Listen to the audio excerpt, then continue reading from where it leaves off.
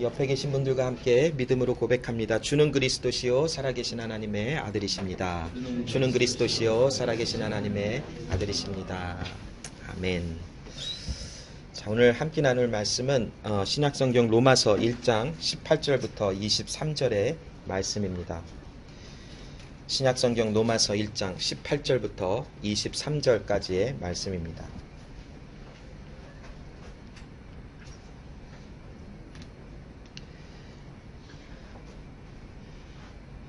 로마서 1장 18절부터 23절의 말씀을 제가 읽겠습니다. 하나님의 진노가 불의로 진리를 막는 사람들의 모든 경건치 않음과 불의에 대하여 하늘로 쫓아 나타나나니 이는 하나님을 알만한 것이 저희 속에 보임이라. 하나님께서 이를 저희에게 보이셨느니라.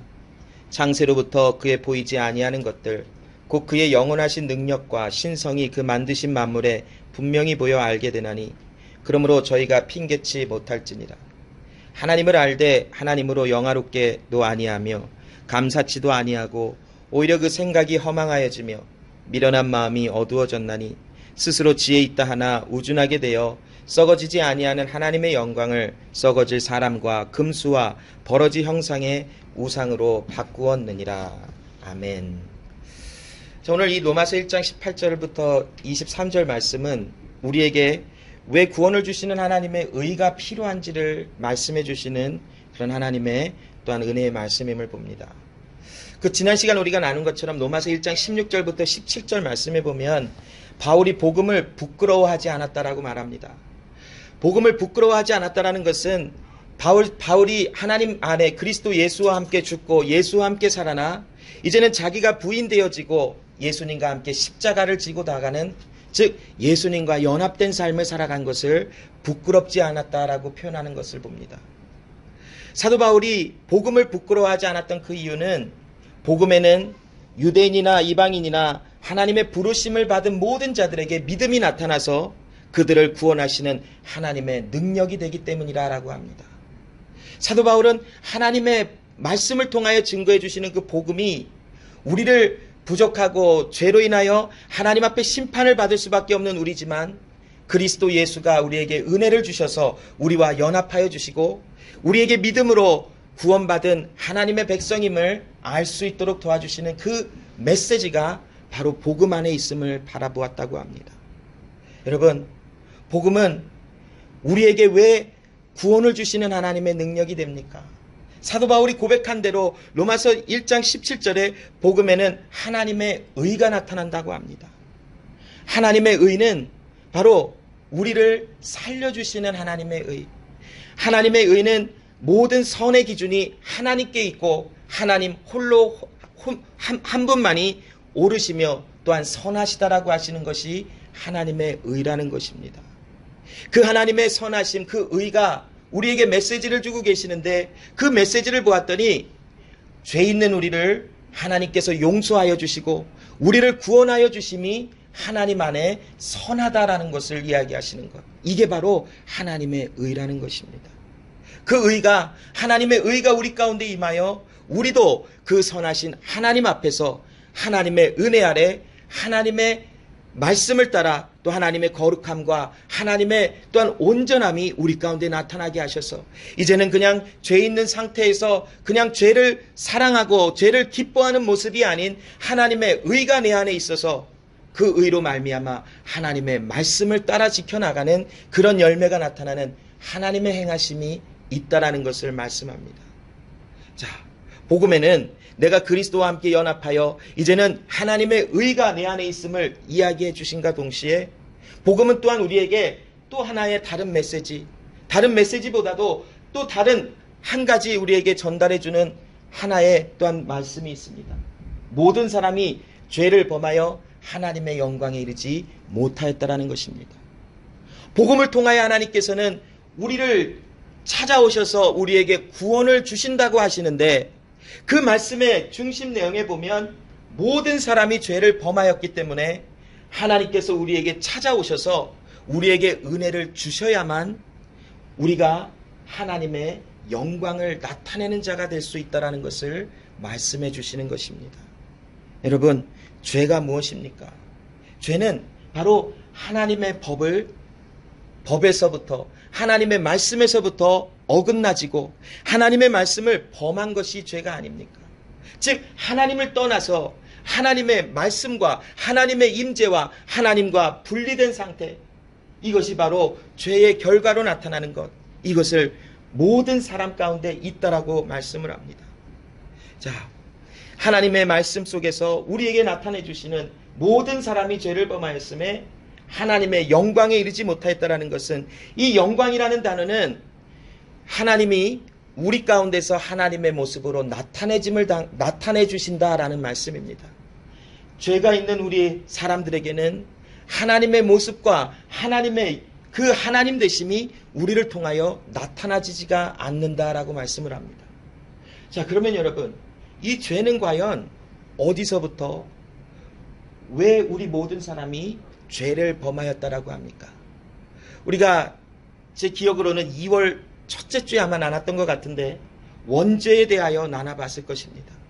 여러분, 이 원죄라는 것은 과연 누구의 죄입니까? 아담과 하와의 죄였습니까? 아니면 나의 죄입니까? 나의 죄라고 말씀하시는 분들에게 다시 한번 여쭤볼게요. 에덴 동산에 계셨습니까? 에덴 동산에 있지도 않았는데 그게 어찌하여 나의 죄라라고 말도 안 되는 소리 같은 그런 말을 할 수 있습니까? 여러분, 이 원죄라는 것은 우리가 지난번 나눈 것처럼 첫 번째 죄를 뜻하고 있지는 않습니다. 아담과 하와가 지은 죄만을 또한 뜻하고 있는 것은 아닙니다. 자, 지난번에도 우리가 나눈 것처럼 예레미야 31장 29절로 30절 말씀에 아비가 신포도를 먹었으면 아들의 이가 시다 하지 않는 것처럼 죄악으로 죽는 것은 누군가 다른 사람이 죄를 지었는데 그 죄가 나에게 들어와서 내가 그 죄로 말미암아 심판을 당하는 것이 아니라 내 죄로 말미암아 하나님께 심판을 받는 것이라 라는 말씀을 예레미야 31장 29절로 30절을 통해서 우리에게 말씀을 줍니다. 그러면 어찌하여 아담과 하와가 범죄하였는데 그 죄가 나의 죄가 된다라고 합니까? 우리가 원죄라고 하는 것은 아담과 하와가 지은 죄가 나에게 들어와서 나에게 전달이 되어서 나도 죄인이 되었다라고 우리가 알고 있지만 실상은 이러합니다. 여러분, 그 죄가 누군가의 죄가 누군가에게 전달이 되는 것이 아니라 아담과 하와는 하나님께서 온 인류의 사람을 대표하는 대표자로 세워두시고 에덴 동산에 두셔서 그들을 살아가게 하시는 그 모습 속에 아담과 하와가 죄를 짓는 그 사람들이었다면 우리를 대표하는 아담과 하와와 같이 우리도 죄를 지을 수밖에 없는 그런 사람인 것을 드러나게 하시는 하나님의 섭리인 것입니다. 그래서 원죄라고 하는 것은 아담과 하와가 지은 죄가 우리 가운데 전달이 된 그 죄, 그 아담과 하와가 안 지었으면 우리는 온전했을 것이다라고 하는 그런 생각이 아니라 아담과 하와는 우리 모두를, 우리의 모든 성질과 체질과 또한 존재와 본질을 드러낼 수 있는 대표자로 하나님께서 에덴 동산에 두시고 그 우리를 대표하는 아담과 하와가 범죄함을 통하여 무엇을 우리에게 메시지를 주고 계시냐면 우리 또한 아담과 하와와 같이 하나님 앞에 범죄하여 넘어질 수밖에 없는 그런 사람들인 것에 대한 메시지를 주시고 계시는 하나님의 섭리인 것을 봅니다.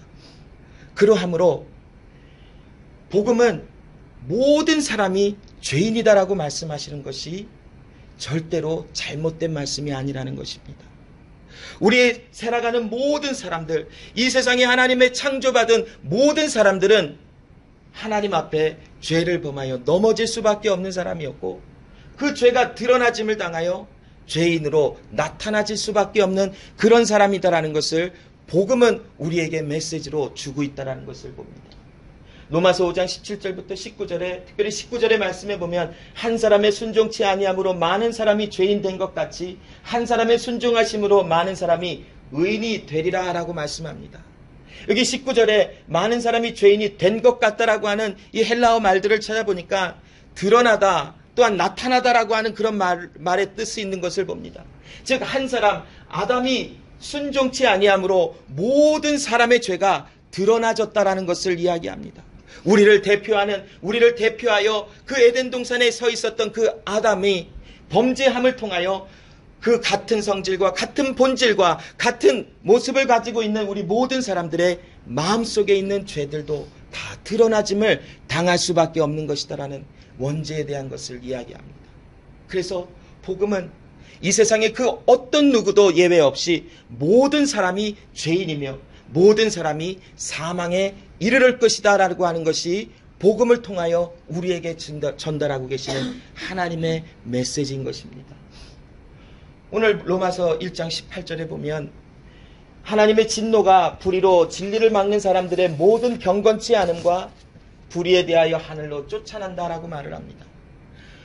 여기 18절에 사도 바울이 지금 모든 사람들이라고 하는데 이 사람들은 이방인들만을 이야기하는 것도 아니고 유대인들만을 이야기하고 있는 것도 아닙니다. 사도 바울이 지금 말하고 있는 여기 사람들의 모든 경건치 않음이라고 하는 것은 이 세상에 살아가는 그 어떤 사람도 예외 없이 모든 사람이 하나님의 말씀 앞에 죄인임이 드러나진다라는 것입니다. 여기 보면 하나님의 진노, 하나님의 심판이 불의로 진리를 막는 사람들에게 나타난다라고 말을 합니다. 자, 그렇다면 여러분, 이 18절에 말씀하고 있는 진리가 무엇입니까? 성경 안에 진리의 복음, 진리의 말씀이라고 하는데 진리는 과연 무엇입니까? 예수님. 오늘 지주자매님 컨디션이 되게 좋아요. 자, 예수님. 자, 그런데 우리가 하나님의 절대적인 주권을 생각해 볼 때에 사람이 하나님의 절대적인 주권을 막는다고 하여 하나님의 행하시는 일이 드러나지 않는다라는 것이 말씀에 기록된 것이 없습니다. 하나님의 절대적인 주권은 하나님이 모든 것을 행하실 수 있다라고 말씀합니다. 사람을 살리기도 하시고 죽이기도 하시고 또한 주시기도 하시고 또한 가져가시기도 하시고 하나님 안에 하나님의 말씀과 질서 안에 모든 것을 하나님의 뜻대로 행하실 수 있으신 분이 하나님이십니다. 그런데 여기에 불의, 의가 없는 사람들이 예수 그리스도를 막았다라고 하는 것인데 그러나 이 실상 이 말의 조금 더 구체적인 뜻은 불의로 진리를 막는 사람들은 의가 없으므로 예수님의 행하시는 것을 막는 것이 아니라 이 말은 이 사람 자체, 모든 사람 자체에 예수 그리스도의 하나님의 의가 지금 없다라는 것을 이야기해 주는 것입니다. 여러분, 예수님은 우리가 찾아간다고 해서 발견할 수 있는 분이 아닙니다.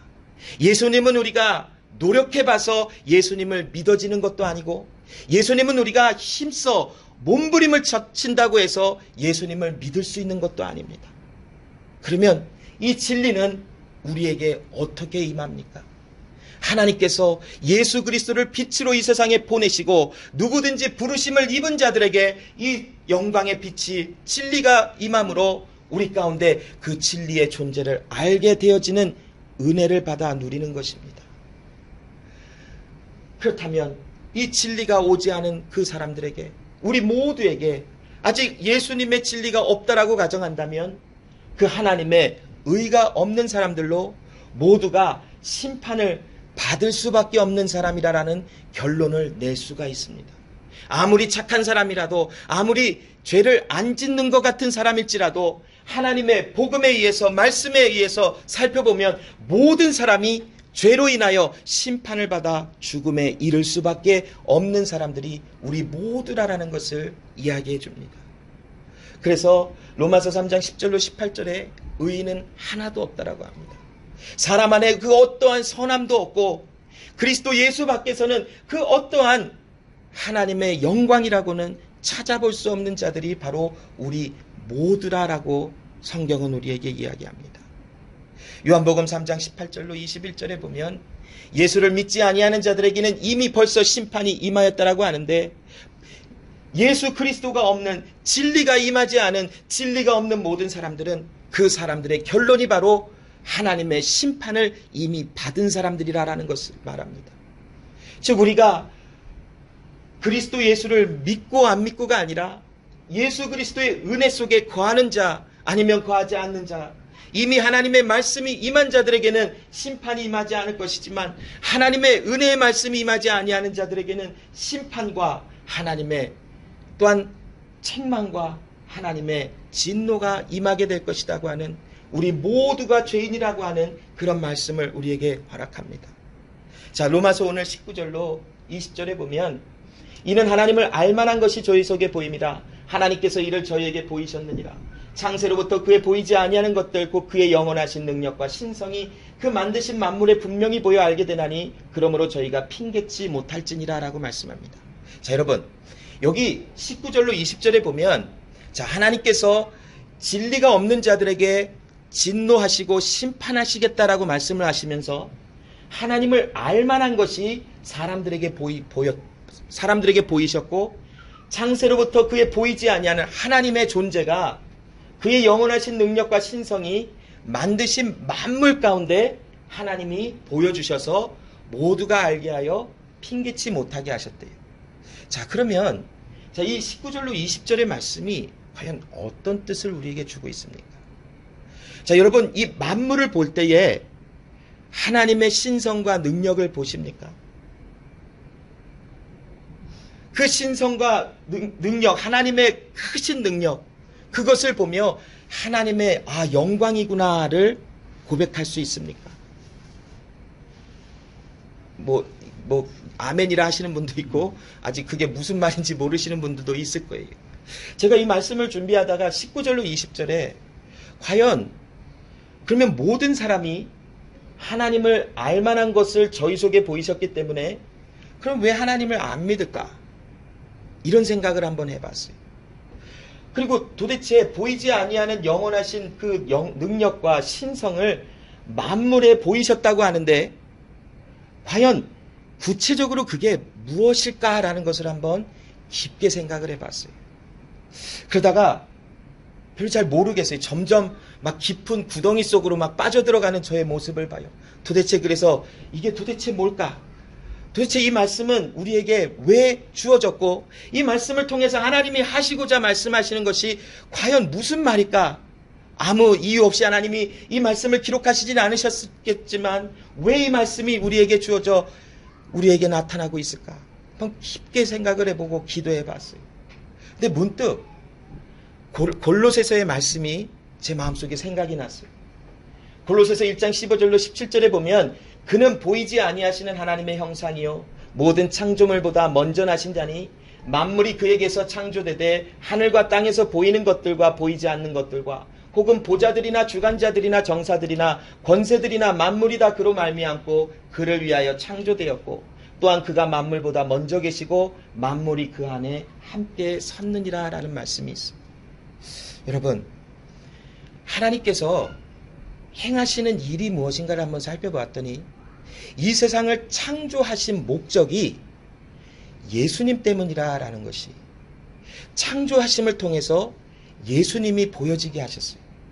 이 세상을 왜 창조하셨을까? 자, 하나님의 뜻을 구분해 볼 때 하나님이 반드시 이루실 일과 뜻과 하나님이 자유의지로 선택하실 뜻이 있대요. 하나님의 necessary한 will은 하나님은 하나님이셔야 된다라는 것을 이루신대요. 그래서 하나님은 우리에게 언제나 하나님이 되시는 것을 기뻐하신대요. 우리는 그것에서 엄청난 위로를 받을 수 있는 것이 하나님이 우리와 같은 마음을 가졌다면 불안해서 그 하나님을 어떻게 믿어요? 맨날 마음이 변할 텐데. 그런데 하나님의 반드시 지키고자 원하시는 그 하나님의 뜻은 어떤 상황 속에서도 그 하나님은 우리에게 하나님이 되시기를 기뻐하신대요. 또한 하나님의 두 번째 뜻의 그 모습을 보면 하나님의 free will, 하나님이 하셔도 되고 안 하셔도 됐던 일이에요. 그 내용을 보면 하나님이 이 세상을 창조하셨어도 됐고 안 창조하셨어도 됐었어요. 하나님이 이 세상을 반드시 창조하셔야만 영광이 나타나는 것은 아니었을 거예요. 그리고 하나님께서 사람을 구원하실 것도 반드시 그렇게 하셔야 될 의무와 하나님의 행해야 될 일은 없었어요. 하나님이 사람을 구원하실 수도 있으셨고 구원하지 않으실 수도 있으셨어요. 그런데 하나님께서 이 세상을 창조하시고 사람들에게 구원을 주시기로 결정하시고 그 뜻을 나타내심은 무엇을 보이시기 위함인가라는 것을 보면 바로 예수 그리스도를 이 세상에 나타내시기 위함이라고 하시는 하나님의 창조의 목적을 우리에게 나타내주고 있다는 것을 봅니다. 여러분, 하나님께서 만물을 지으시고 그 만물을 그리스도 예수 안에 두셨고 만물이 예수로 말미암아 모든 것을 지으셨다라고 말씀을 합니다. 즉 하나님께서 이 세상을 창조하신 목적은 결론이 무엇인가요? 우리를 구원하시는 하나님이시다라는 것이. 그래서 창조의 모든 것은 우리를 구원하시기 위한 하나님의 성품과 하나님의 영광과 하나님의 선하심과 하나님의 하나님이심이 기록이 되어 있어요. 어떤 사람은 질문할 거예요. 아니 왜 하나님이 사람을 그러면 죄를 짓게 해놓고 하나님이 그때 나타나셔서 내가 너희를 구원해 줄게. 무슨 병 주고 약 주는 것도 아니고 뭐 하시는 거야. 그런 하나님은 안 믿을 거야. 모르겠어요. 그 사람이 믿게 될지 안 믿게 될지는 모르겠지만 우리가 그럴 말을 할 수 있을 만한 존재도 되지 아니한다라는 것이. 하나님이 이 세상을 창조하시고 죄로 인하여 넘어질 것을 허락해 두셨어. 이 세상이 죄로 인하여 넘어져서 하나님의 구원의 은혜가 필요하도록 만드셨다면 그것은 선하신 하나님 안에 가장 선한 것이며 그것에는 흠과 티가 없으신 하나님의 완벽하신 일임을 우리는 고백할 수 있게 되어질 것이. 우리는 지금 다 하나님의 뜻을 알지 못할 수 있어요. 굉장히 애매모호하게 하나님의 말씀이 보여질 때도 있고 하나님의 뜻이 다 알지 못할 때도 있을지도 몰라요. 그러나 이제 하나님의 때가 되어 하나님의 베풀어 주시는 그 때가 될 때에 우리는 이 하나님의 왜 이 세상을 창조하시고 그 세상이 죄로 인하여 넘어지게 하시고 예수 그리스도를 통하여 그 세상을 구원하셨는지에 대한 이 깊은 하나님의 뜻을 우리는 조금 더 구체적으로 알 때가 있어질 것이. 그러나 때로는 우리 지금 육신을 입고 살아가는 하나님의 그 말씀 안에서 살아가면서도 하나님의 행하신 그 뜻을 다 이해는 못하고 살아갈 것이. 그러나 성경을 통하여 말씀을 통하여 우리에게 주시는 그 하나님의 하나님 되심을 볼 때에 그 하나님은 의로우시며 가장 선하시며 모든 것 위에 뛰어나신 하나님이시며 그가 행하신 모든 것은 의로우시다라는 것을 말씀을 통하여 우리에게 주신 것처럼 하나님께서 세상을 창조하시고 그 세상 속에서 그리스도 예수의 구원하심이 드러나게 하신 것이 하나님의 목적이요 뜻이었다면 그 뜻은 하나님의 가장 고귀하며 귀하신 뜻이라는 것이. 그래서 19절로 20절의 말씀이 좀 어렵게 표현된 것 같지만 결국 무엇이냐면 하나님, 눈에 보이지 아니하는 그 하나님이 예수 그리스도, 사람이 볼 수 있는 사람의 몸을 입고 이 세상에 오신 그 하나님의 아들 예수 그리스도를 통하여 구원하심이 하나님께 있음을 이 세상에 선포하셨다라는 것을 우리에게 19절로 20절에 사도 바울의 입술을 통하여 증거하신 하나님의 말씀이. 18절에 모든 사람이 하나님 앞에 죄를 범하여 진노를 받을 수밖에 없는 그런 사람들이지만 하나님은 그리스도 예수 안에 구원의 길을 예비하신 분이 하나님이시다라는 것을 19절로 20절을 통하여 우리에게 사람들에게 보이셨다라고 표현하고 계시는 하나님의 말씀입니다. 요한복음 1장 18절에 예수님은 본래 하나님을 본 사람이 없으되 아버지 품속에 독생하시는 하나님이 나타나셨다라고 말씀을 합니다. 여러분, 사람은 하나님을 볼 수가 없었기에 하나님께서 그 독생하시는 예수 그리스도, 하나님의 오직 한 독생자 예수 그리스도를 이 땅에 보내시며 하나님의 이름이 예수 그리스도, 구원하시는 분이라는 것을 우리에게 알게 해주신 것입니다. 여러분, 모세에게 하나님이 나는 스스로 있는 자라라고 말씀하시는 그 정확한 뜻이 무엇입니까? 하나님은 뭐뭐이다라고 우리가 해석을 할 수 있지만 가장 정확한 뜻을 살펴볼 때에 하나님은 구원자시다라는 것을 우리에게 말씀합니다. 그래서 모세를 애굽에 보내어 힘든 생활을 하고 있는, 자유와 모든 것을 억압당하고 있는 이스라엘 백성들을 인도하여 내시고 그들을 구원해 내시고 하나님의 복의 은혜 속에 거하게 하시는 그것을 행하게 하시며 그 이름을 야훼, 나는 너희를 구원하는 하나님이시다라는 것을 알게 해주신 것입니다. 예수님을 이 세상에 보내시고 모든 사람들에게 보이신 것은 바로 하나님은 죄로 죽음을 맞이할 수밖에 없는, 심판을 당할 수밖에 없는 그 사람들에게 하나님은 구원자, 하나님이신 것을 말씀하시기 위한 하나님의 행하심이라는 것을 우리에게 말씀을 통하여 증거해 주심을 봅니다. 21절로 22절에 보면 그 하나님의 진리, 예수 그리스도가 없는 사람들에게 나타나는 삶의 결과들이 나타나는데, 하나님을 알되 하나님으로 영화롭게도 아니하며 감사치도 아니하고 오히려 그 생각이 허망하여지며 미련한 마음이 어두워졌나니 스스로 지혜 있다 하나 우준하게 되었다라고 말합니다. 여러분, 영화롭게 하다, 영광을 돌리지 아니하고 하나님께 감사하지도 아니한다라고 말을 해요. 하나님께 영광을 돌리는 게 과연 뭘까요, 여러분? 성공하는 게 하나님의 영광을 돌리는 걸까요?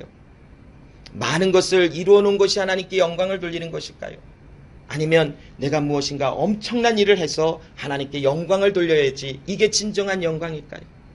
또한 공부 열심히 해서, 아니면 돈을 많이 벌어서, 또한 내가 어떤 일을 성취해서 내가 하나님께 영광을 돌릴 거야 하고 따라가는 삶이 하나님의 영광을 돌리는 삶일까요?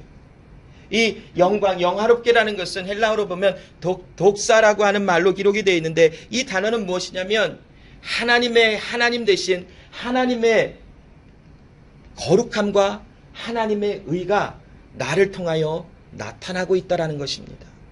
사람이 무슨 일로, 어떤 모습으로 하나님을 높일 수가 있습니까? 사람에게 어떤 능력이 있어서 내가 뭔가 훌륭한 일을 하고 어떤 일을 성취하면 그 일로 하나님의 이름을 높여드립니까? 하나님의 영광은 우리가 무엇인가를 하였기 때문에 영광 받으시는 분이 아니더라고요.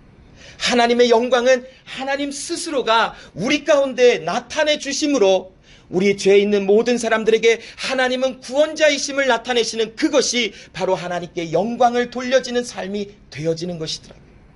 그런데 여러분, 진리가 예수 그리스도가 없는 자들에게는 이 하나님의 영광이 나타나지 아니하는 삶이 결과로 나타나짐을 이야기합니다.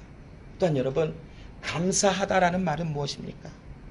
여러분, 왜 감사하는 것을 하나님은 말씀합니까? 우리가 왜 감사가 되어집니까? 이 감사는 유아리스테오라고 하는 헬라어 말인데, 하리스라고 하는 은혜라고 하는 말이 합쳐진 말인 것을 봅니다. 그래서 우리가 감사하다라는 것은 하나님의 은혜를 알 때에 우리 마음속에서 감사가 발생되어지는 것입니다. 그런데 예수를 알지도 못하는 사람들에게, 그리스도 예수가 누구신지조차 알지 못하는 사람들에게, 우리 모두에게 하나님 앞에 은혜를 알 수도 없으며, 그 은혜가 있어야만 감사가 되어질 텐데 은혜가 없기에 하나님께 감사로 나아가지지 아니한다라고 말을 합니다. 그리고 스스로 지혜 있다라고 합니다. 여러분, 우리가 살다 보면 굉장히 지혜와 지식이 많이 갖고 계신 분들도 볼 수 있어요. 많이 배우시고 많은 것을 아셔서 굉장히 지혜 있다라고 하시는 분들도 있을지도 몰라요. 그러나 그 지혜가 사람을 죄 가운데서 구원할 수 있나요? 근본적인 죽음을 맞이하고 있는 그 모든 상황 속에 사람의 지혜가 사람을 구원할 수 있고 사람을 살려낼 수 있습니까? 절대로 불가능할 것입니다. 그런데 사람은 스스로 지혜 있다 하여 스스로의 의를 나타냅니다. 심지어는 예수를 믿는다라는 것도 내가 예수님을 믿기에 이것이 나의 의다라고 말을 합니다. 내가 예수님을 믿어서 나는 하나님께 이러한 헌신을 해, 이러한 것을 이루어서 나는 하나님 앞에 이러한 것을 행하고 있어라고 하는, 스스로 하나님의 영광을 나타내보려고 하는 하나님의 사람이라고 착각을 하는 분들도 있을지도 모릅니다. 그러나 여러분, 우리는 스스로를 지혜 있는 사람이라 할 수 없어요. 우리는 우리의 미련한 마음, 즉 지혜가 없는 마음에 하나님의 진리이신, 지혜의 근본이신 예수 그리스도가 찾아오실 때에 그때야말로 진정한 지혜가, 하나님의 진리가 우리 속에 채워지게 되어져 있어요. 그러나 그 지혜가 없는 자들은 스스로 지혜를 얻어보려고, 스스로 지혜 있다 하기 위하여 많은 것을 노력해보는 삶을 살아가요. 그러니 신앙생활이, 믿음생활이 얼마나 어려운가요? 굉장히 힘들어요. 뭐만 조금 잘못하면 하나님 앞에 즉시로 큰 심판을 받을 것 같은 두려움과 공포에 휩싸여서 굉장히 불안해해요. 그러나 내가 조금 뭔가를 열심히 하고 있으면 굉장히 자랑스러워해요. 나는 이만큼 하고 있어. 그런 모든 모습이 바로 지혜의 근본이신 예수 그리스도를 진정으로 알지 못하는 연약함 속에서 나오는 스스로를 지혜 있다 하는 모습이나, 그러나 실상은 우준하게 되어 하나님을 알지 못하는 자라라는 것을 이야기합니다. 또한 23절에 썩어지지 아니하는 하나님의 영광을 썩어질 사람과 금수와 버러지 형상의 우상으로 바꾸었느니라 라고 말합니다.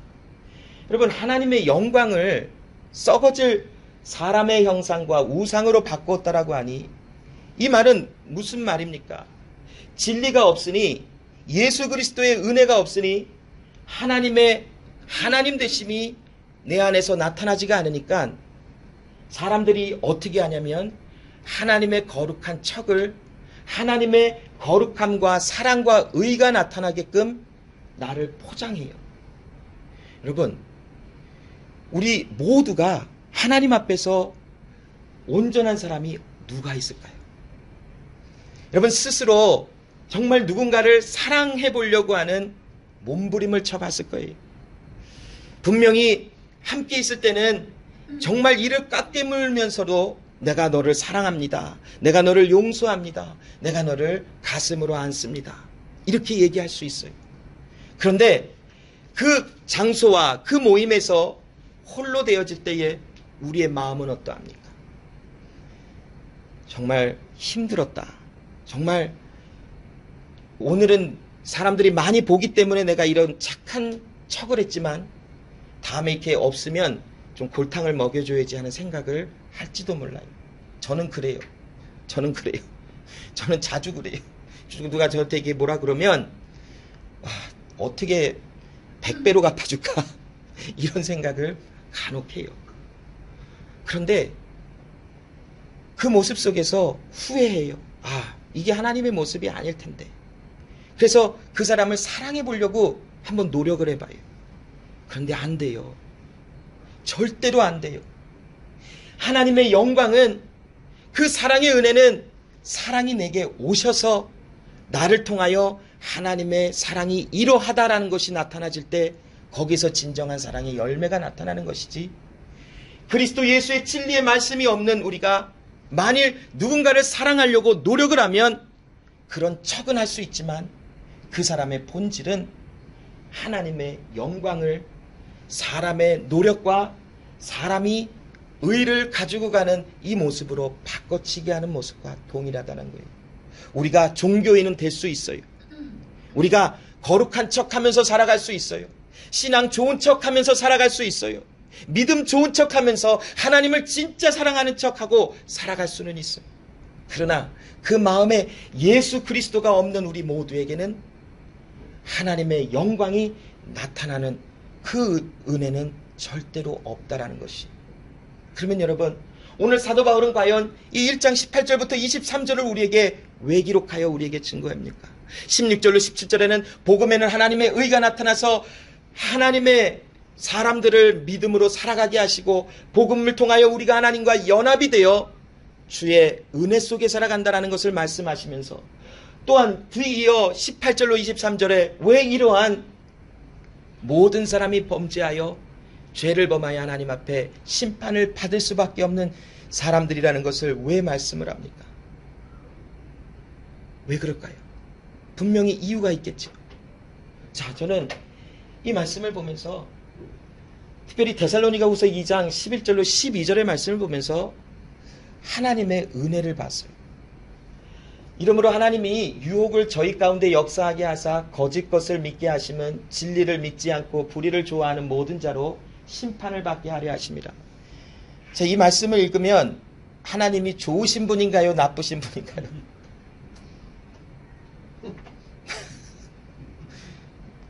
갈등이 생기죠. 하나님을 좋다라고는 해야 되겠지만 아무리 봐도 하나님이 나쁘잖아요.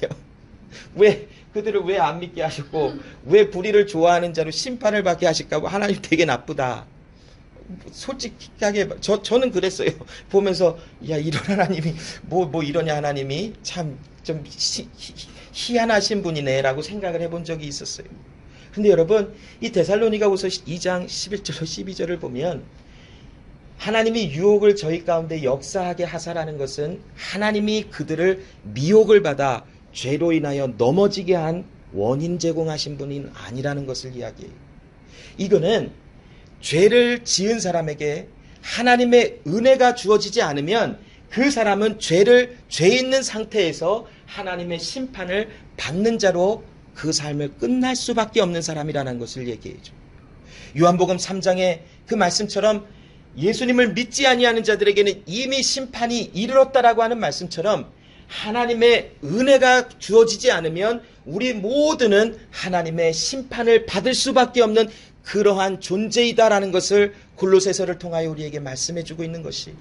그런데 여러분, 내가 하나님을 알았다라는 것, 즉 복음을 통하여 내가 그리스도 예수와 연합이 되어진 것을 내가 알아졌다라는 것은 바로 이러한 하나님의 섭리와 경륜 속에 나는 심판을 받아 나도 모든 사람 안에 포함되어 죽을 수밖에 없고 심판으로 넘어질 수밖에 없는 그런 사람이었지만 왜 나를 택하셨는지는 나는 잘 모르겠지만 하나님께서 나에게 하나님의 사랑과 은혜를 내게 주셔서 하나님을 알게 하시고 하나님 안에 그리스도 예수 안에 하나님의 사람인 것을 알게 하셨다면 이것이야말로 하나님이 주신 은혜가 아니지 않겠습니까?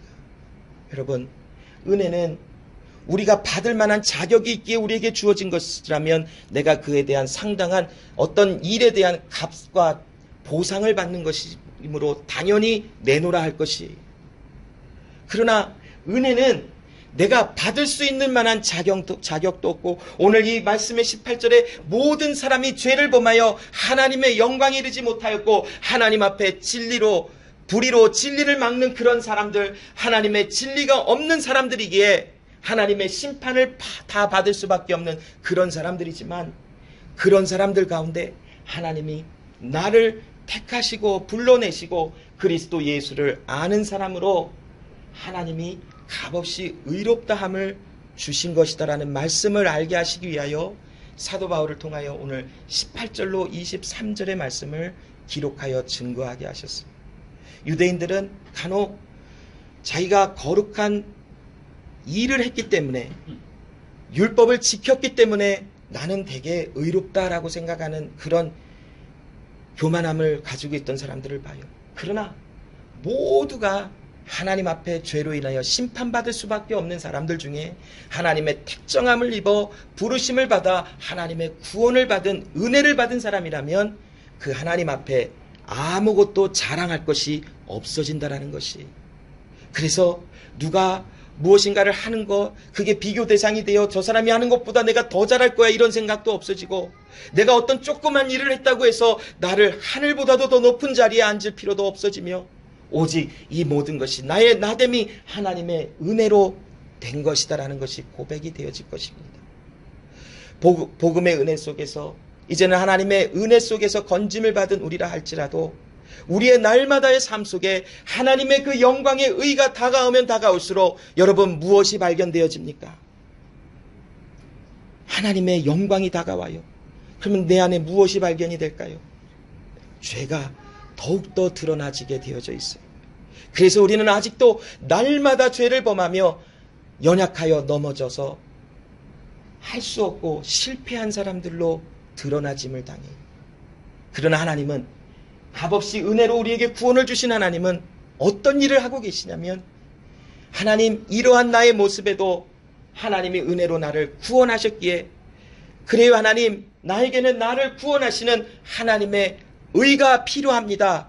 이것을 고백할 수밖에 없는 마음이 상한 자들이 되게 하시는 하나님의 행하심이 오늘날 우리에게 끊임없이 역사하고 있다는 것이.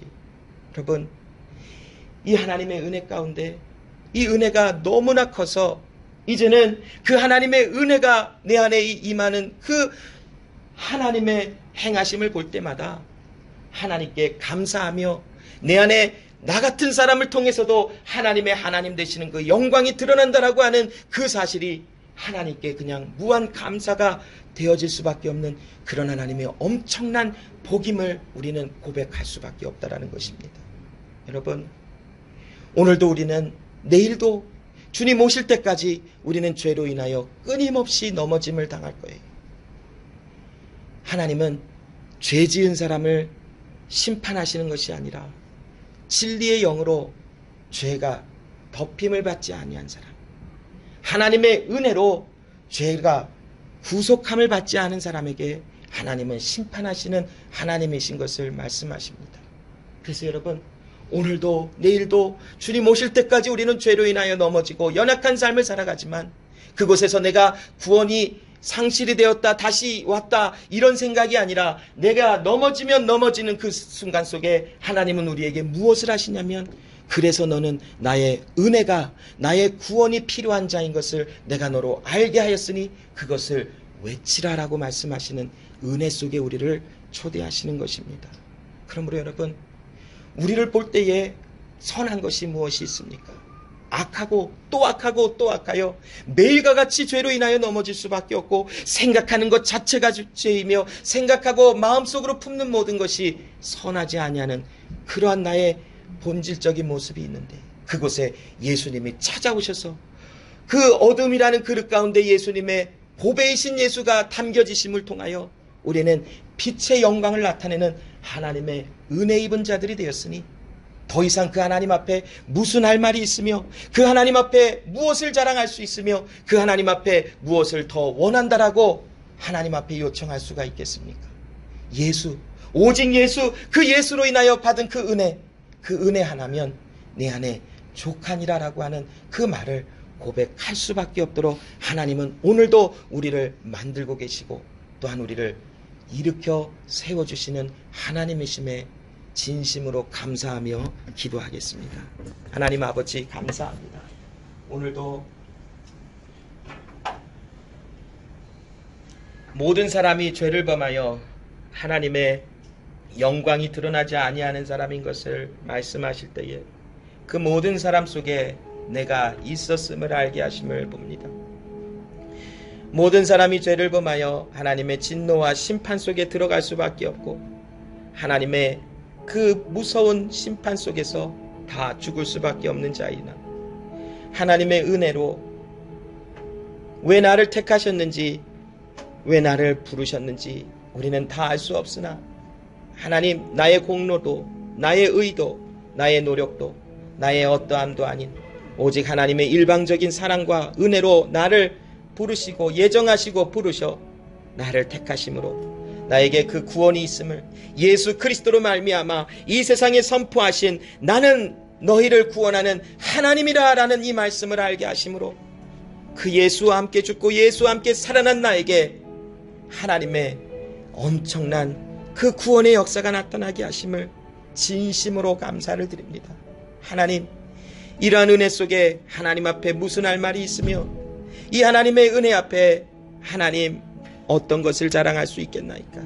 오직 나의 나됨은 그리스도 예수로 인함을 고백하며, 매일의 삶 속에 죄로 인하여 넘어지고 쓰러지고 형편없는 삶을 살아가는 것 같아도 내 안에는 소망이 있음을 고백하게 하시는 하나님, 결국 하나님께서 하나님의 의를 이루어 모든 하나님의 말씀이 내 안에서 이루어지게 하시는 하나님의 행하시는 일을 통해 우리 안에 온전케 하시는 하나님이심을 소망으로 보이셨으니, 하나님 내 안에 찾아오셔서 나에게 믿음으로 함께 하시는 그 예수로 말미암아 나를 지켜주시고 보존하시는 그 하나님의 은혜로 말미암아 오늘도 나는 주님이 필요함을 고백하는 사람 되게 하시고, 오늘도 나는 나를 구원하시는 하나님의 의가 필요하다는 것을 진심으로 고백하는 그런 사람으로 살아갈 수 있도록 하나님 함께하여 주시옵소서.